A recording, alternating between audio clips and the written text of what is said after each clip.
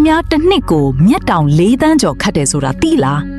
ဒါပေမဲ့ဘာလို့အမှောင်ကျသွားတယ်လို့မခံစားရတာလဲ မျက်တောင်ခတ်ရခြင်းရဲ့အခြေခံအကျဆုံးအကြောင်းရင်းကတော့မျက်လုံးကိုတန့်ရှင်းဖို့နဲ့စိုးပြေနေဖို့ပါ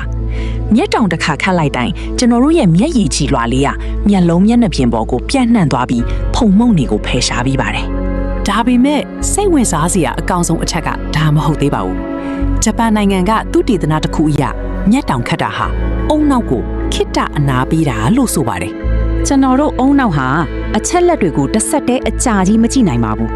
ဒါကြောင့်မျက်တောင်ခတ်လိုက်တဲ့3.3 စက္ကန့်အတွင်းမှာအုံနောက်ကပါဝါနက်အသေးစားလေးယူလိုက်တာပါ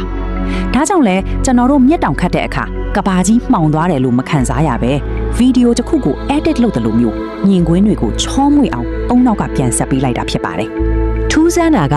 စကားပြောနေချိန်မှာမျက်တောင်ပိုခတ်တတ်ပြီးစာဖတ်နေချိန်ဒါမှမဟုတ်ဖုန်းကြည့်နေချိန်မှာတော့မျက်တောင်ခတ်တာတိတိတတာညော့နေသွားပါတယ်ဒါကြောင့်ပဲဖုန်းအကြည့်များရင်မျက်လုံးညောင်းတာပေါ့ခမ ्या ရောအခုဒီဗီဒီယိုကြည့်ရင်ဘယ်နှခါမျက်တောင်ခတ်မိပြီလဲ comment မှာပြောသွားပါအောင်ဒီလိုအချက်လက်တွေထပ်သိချင်ရင်တော့ follow လုပ်ထားဖို့မမေ့နဲ့ဦးနော် ကျွန်တော်တို့ရဲ့ channel လေးကိုလည်း subscribe လုပ်ခဲ့ပေးကြပါဦးနော်နောက်ဗီဒီယိုတွေမှာပြန်လည်ဆုံတွေ့ကြမယ်နော်အားလုံးပဲ see you ပါ